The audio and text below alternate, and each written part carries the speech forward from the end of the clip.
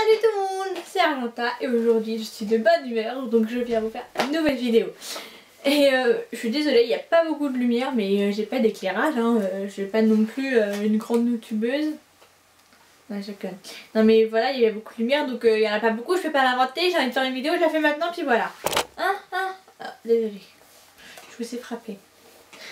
Bon, alors du coup, bon j'ai pas eu j'avais demandé combien déjà 300 j'aime, c'était trop espéré. Je crois que j'en ai eu 10, je sais même plus.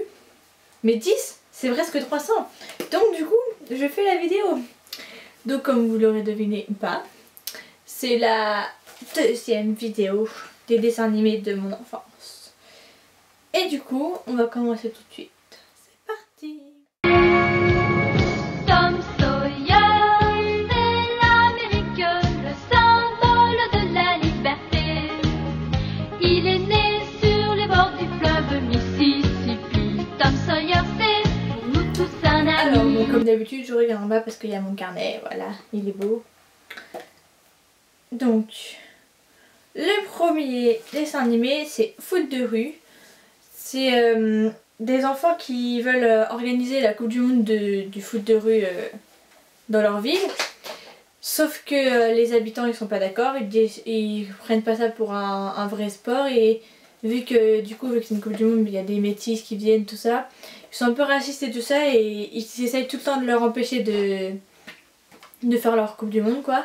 Et ils appellent la police tout le temps dès qu'il y a un problème et du coup ils doivent réussir à faire leur Coupe du Monde dans la rue alors que les habitants sont pas d'accord. Entre quatre vestes et de buissons déferle un flot de pression.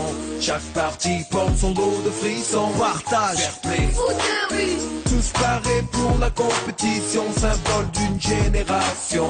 Stimuli, plaisir et passion, amitié, respect. En deuxième, on reste toujours dans le foot, c'est Olive et Tom. Olive et Tom sont toujours entraînés. Olive et Tom. Ils sont partis pour gagner. Enfin bref. Bah là c'est pas compliqué c'est comme le foot à la télé sauf que c'est un dessin animé en gros. Et c'est un peu style manga. Et bah c'est Olive et son meilleur ami Tom. On voit que j'ai très mal révisé avant de faire cette vidéo.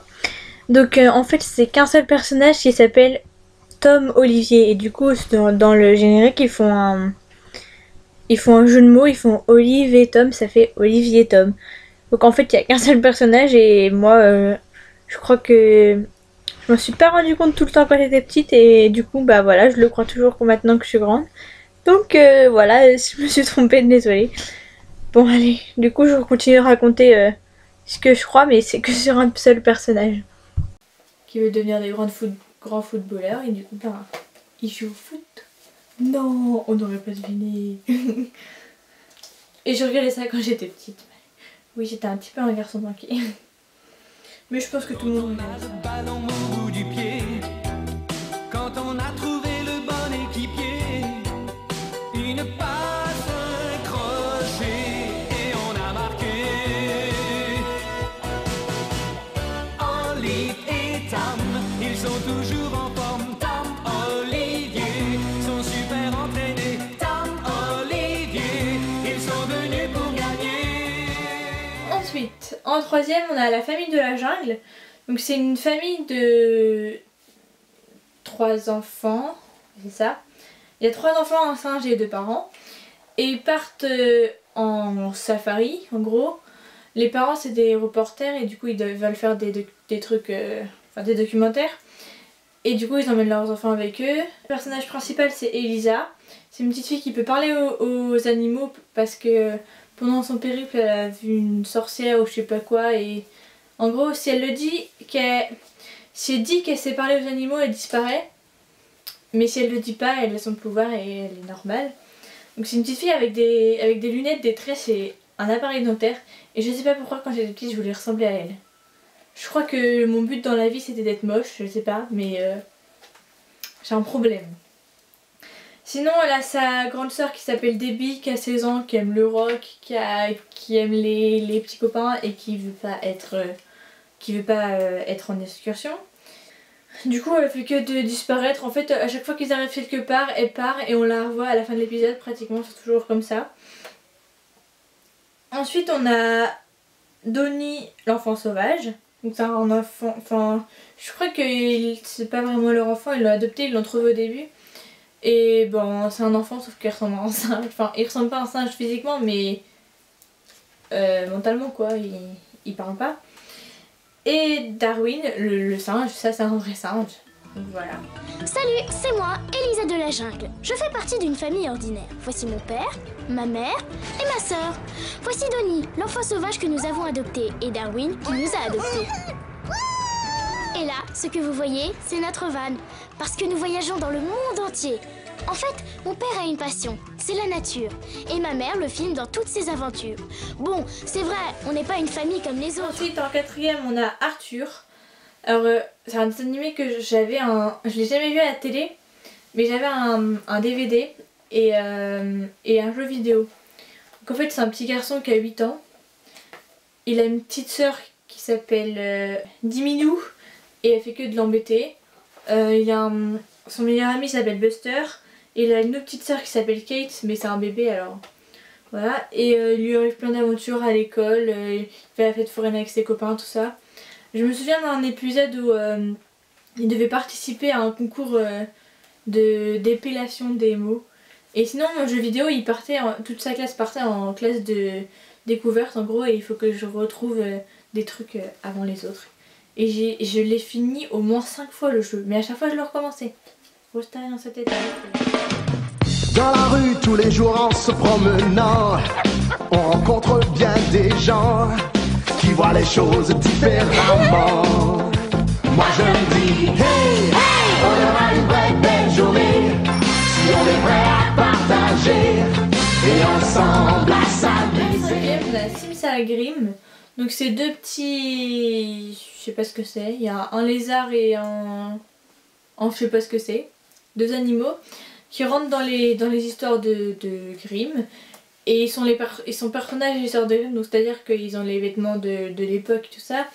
Et en gros c'est pour nous raconter l'histoire, mais ils sont dedans et en même temps ils font des choses avec les gens et des fois ils font des bêtises et le but c'est que...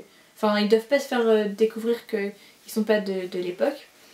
Et c'était plus sympa que je regardais quand j'étais petite. Ils vécurent heureux, pour toujours. Viens, donne-moi la main pour suivre le chemin d'un paradis rempli d'amour où chantent les jours. Ensuite il y a Doremi Magique, donc là ça j'étais folle tous les midis quand je le voyais sur les zouzous.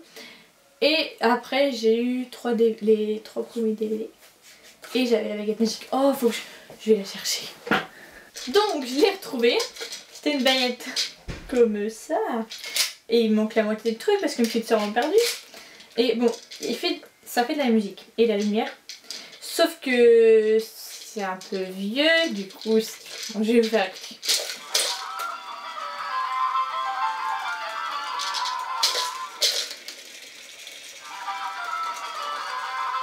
Par contre, je veux bien que je fasse toute musique. Alors là, il fait exprès. Tout à l'heure, il faisait que l'autre musique. Maintenant, il fait que celle-là. Il fait exprès. Il se fout de moi. Ça, c'est le jouet qui se fout de ma gueule. On va l'éteindre et la rallumer. Ah, voilà.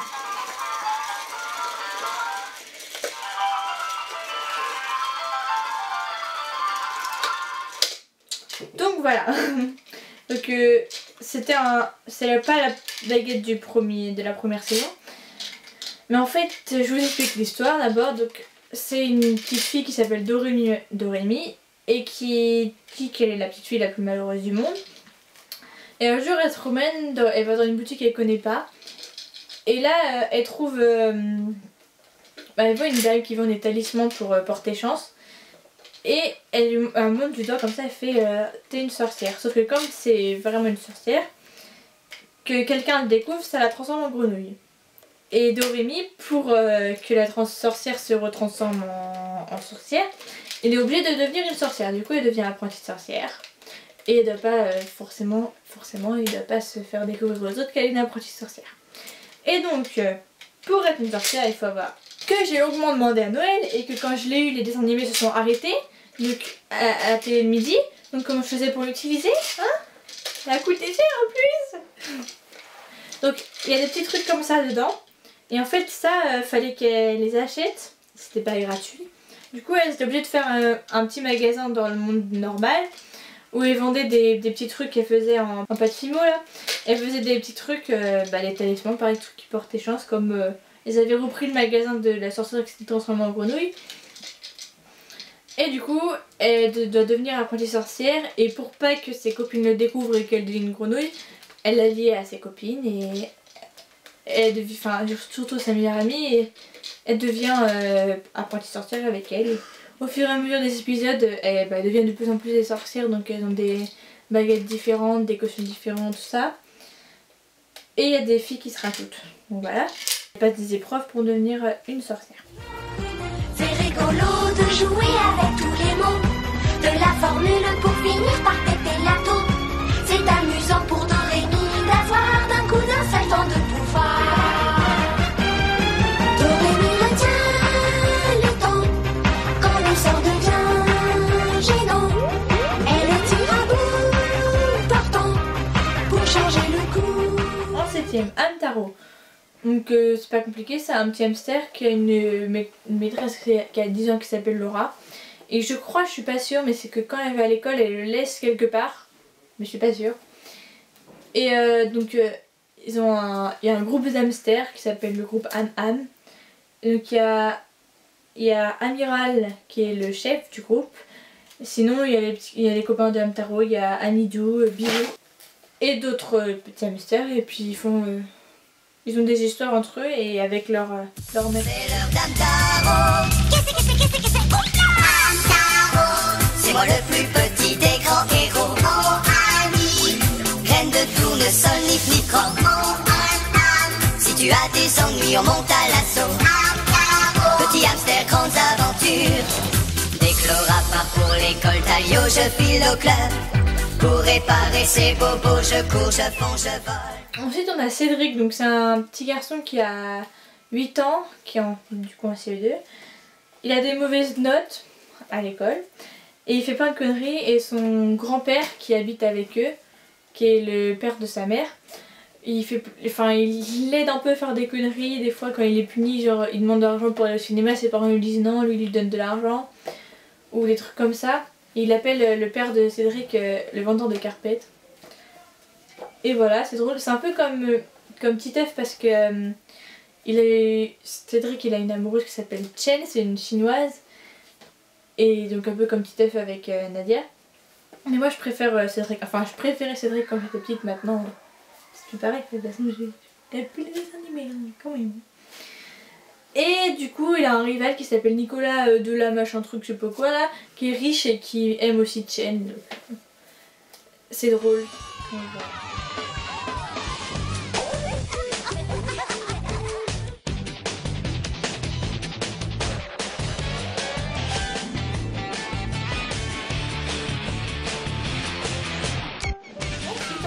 On a Kim Possible. Donc Kim Possible, j'ai vu une image et du coup je me suis rappelé que je le regardais quand j'étais petite, mais je me rappelle plus du tout d'avoir regardé. Je me rappelle plus du générique ni rien. Je me rappelle juste que j'avais un jeu sur ma Game Boy. Je me rappelle de la cartouche du jeu, mais c'est tout. Mais je sais que je le regardais, mais je me rappelle plus. Je sais juste que la fille elle était rousse avec les longs cheveux et que le gars il était blond avec des taches de rousseur. Du coup j'ai fait des recherches quand même pour vous raconter l'histoire. Donc c'est Kim, la fille, qui est une lycéenne normale, qui est la chef de son groupe de pom-pom girl, qui a des amis, des amoureux, tout ça.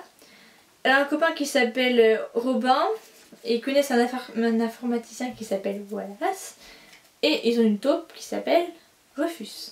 Et leur but, c'est en plus d'être lycéens, ils doivent un peu sauver le monde, ils sont des aventuriers qui doivent... c'est eux qui se le font quoi. Ils arrêtent les criminels et ceux qui veulent dominer le monde. Personne leur a demandé, mais voilà, ils le font quand même.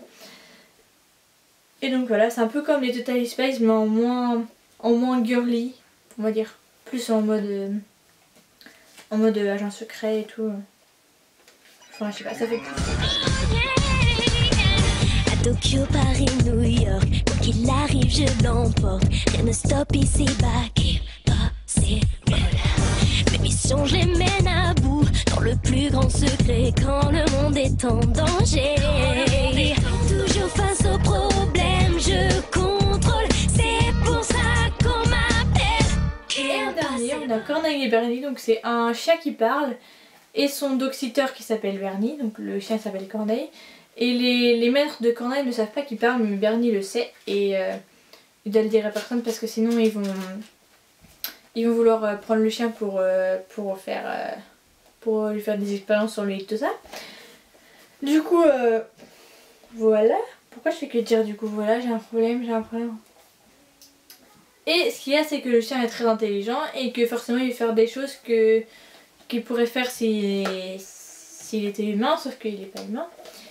Et du coup son dog-sitter il l'aide, mais son dog-sitter il n'a pas très envie, c'est plus un ado qui aime bien manger des pizzas dans la télé, trucs comme ça, et il est content de venir garder le chien parce qu'ils ont une grande maison avec une grande télé et tout ça, enfin voilà. Et genre par exemple le chien, à un moment il veut être peintre et du coup il fait des peintures et il veut exposer devant des gens et tout, mais Bernie il a pas envie. Enfin, plein de trucs comme ça. Et c'était bien sympathique sur Gulli. Bon, ça c'était plus ce que je regardais juste avant le collège. Pas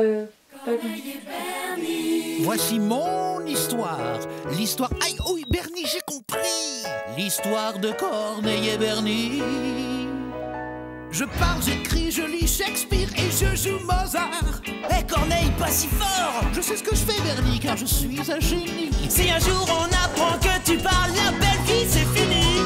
Si tu ne veux pas que ça se sache, t'as intérêt à faire tout ce que je dis. Bon bah voilà, cette vidéo est terminée. J'espère qu'elle vous aura plu. N'hésitez pas à mettre un petit j'aime et à vous abonner, ça fait toujours plaisir. On est presque 200. Enfin, je sais pas si on sera 200 quand je posterai cette vidéo, parce qu'en fait je filme des vidéos à l'avance, comme tout le monde, on va dire. Mais là on est le 19 octobre et pour l'instant j'en ai 190. Donc voilà, peut-être qu'on sera 200, si on est 200 c'est cool. Si on n'est pas 200 bah c'est cool aussi parce que 190 c'est déjà pas mal. Ah oui, et je voulais vous dire, on a atteint les 10 000 vues sur ma vidéo comment faire sa valise et ça m'a fait extrêmement plaisir. Donc voilà. Les gens ils savent pas, genre juste cliquer sur la vidéo, la regarder, même si vous vous abonnez pas, même si vous faites rien. Ça me fait plaisir, enfin voilà. Je peux pas pleurer non plus. Et du coup, je suis de bonne humeur. J'espère que ça vous aura plu. Comme d'habitude, mettez un petit pouce en l'air. À la prochaine. Smile. Salut tout le monde, c'est Arunta et aujourd'hui je reviens pour un vlog. Donc ça va être un peu compliqué parce que je filme avec mon réflexe et j'ai pas de retour, donc je sais pas si on me voit. Et du coup j'ai décidé de vlogger aujourd'hui parce que c'est Halloween et que je vais faire un festival.